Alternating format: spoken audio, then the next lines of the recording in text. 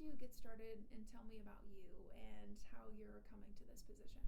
Well, I'm coming to this position after many years in many different buildings. I've been a teacher in 2 different high schools, assistant principal at a K-8 building, principal of a middle school, and also a principal of an elementary school. Before I started with central office position as a director of federal programs. Okay. So a lot of different experience in different buildings, different people, which I think I can bring to the table as my life experience. Okay, and talk to me about your passion for education and what you bring here for that.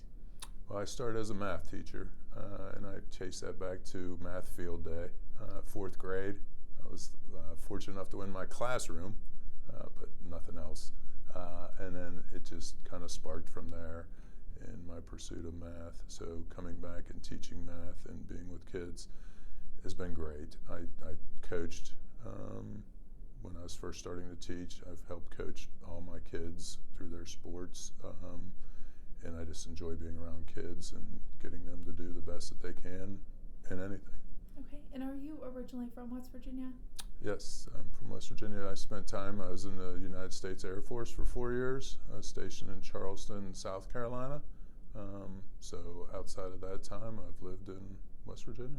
Okay, and I know you know it better than we do, but Hancock County Schools, you're coming in a unique situation, right, financially. So what is the latest update that you can provide for us? We have a board meeting tonight at 6 o'clock where we're going to have a report from a consultant, Mr. Jeff Davis. So we're hoping to get that out to the public at that board meeting with that information. But I don't think it's a secret that we are having a budgeting problem. And so we're going to have to make some moves where we are going to have to reduce our spending in order to come in line with our budget.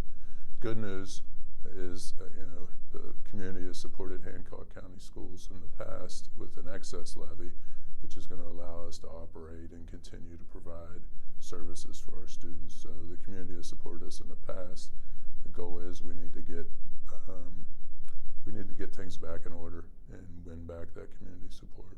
Okay, now where does it stand right now with you guys? The state, I know, took it over for a while. Is that still the case, or are you guys separate and on your own now?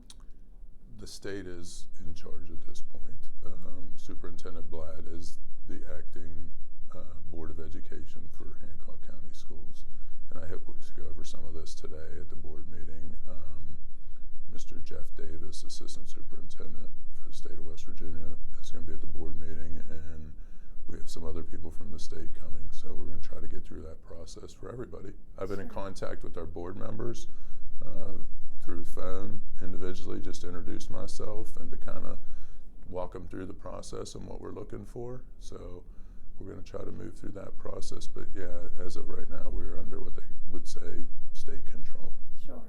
So what are some of those next steps that you would like to see done to kind of get Hancock County Schools back to normal? I think right now we're looking at personnel as the next step. Our outlay on personnel is above the formula. Again, not a secret out there. There's been different numbers thrown around, 140, 143 and a half, different numbers for how many personnel we are over the formula.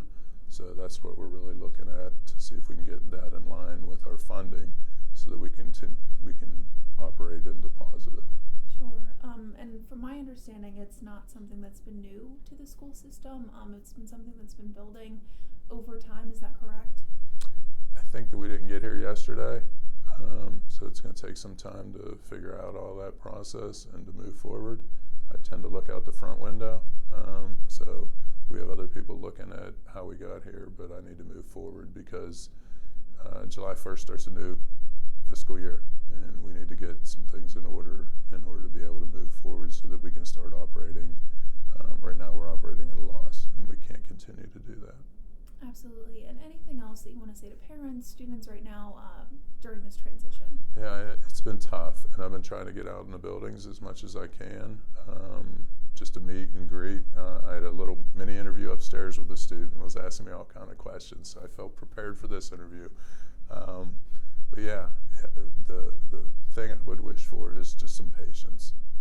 There's going to be a lot of information out there, and I'm not going to be sure what source that information is going to come from. So if the community can hang in there and have patience as we move forward.